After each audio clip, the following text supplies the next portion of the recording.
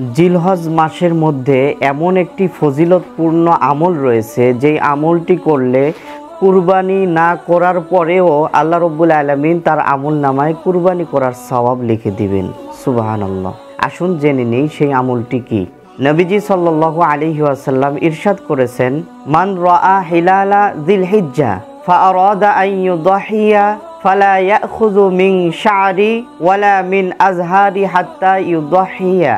নবীজি সাল্লাল্লাহু আলাইহি ওয়াসাল্লাম ইরশাদ করেছেন, যেই ব্যক্তি জিলহজ মাসের নতুন চাঁদ দেখার পরে কুরবানি করার ইচ্ছা পোষণ করে, কুরবানি করবে এরকম ইচ্ছা করে, তাহলে সে যেন ফালা ইয়াখুযু মিন শা'রি, সে যেন তার চুল না কাটে এবং তার শরীরের কোনো লোম যেন সে না পরিষ্কার করে এবং তার হাত পায়ের নখ যেন না কাটে।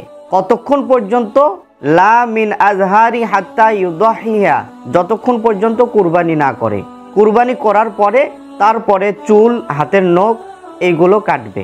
একজন সাহাবী, যেই সাহাবীর কুরবানি করার সামর্থ্য ছিল না, একটি মাত্র পশু ছিল, গাভী অথবা উট অথবা দুম্বা, যেটার দুধ সে দহন করে সেই দুধ বিক্রি করে সংসার চালাতো।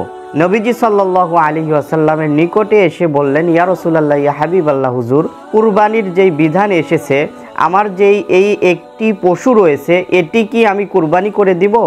নবীজি সাল্লাল্লাহু আলাইহি ওয়াসাল্লাম বললেন, না, তুমি এটি কুরবানি করবে না, যেহেতু এই পশু দিয়েই তোমার পরিবার পরিজনকে তুমি চালিয়ে থাকো, পরিবারের খরচ তুমি চালিয়ে থাকো, এজন্য এই পশু তুমি কুরবানি করবে না, তোমার উপরে কুরবানি ওয়াজিব হয় নাই। তুমি কি করবে?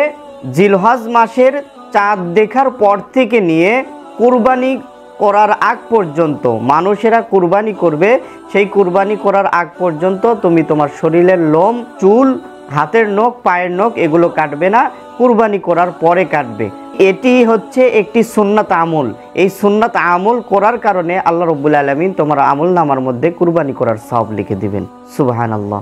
এজন্য ভাই ও দোস্ত বুজুর্গ, আমরা সকলেই, বিশেষ করে যারা কুরবানি করব, তারা তো অবশ্যই, হাদিসে মোবারকার মধ্যে এসেছে, যারা কুরবানি করার ইচ্ছা পোষণ করে তারা কি করবে না, জিলহজ মাসের চাঁদ দেখার সাথে সাথে তারা কি করবে, চুল, নখ এগুলো কাটা থেকে বিরত থাকবে। কুরবানি করার পরে চুল, নখ, শরীরের লোম এগুলো পরিষ্কার করবে।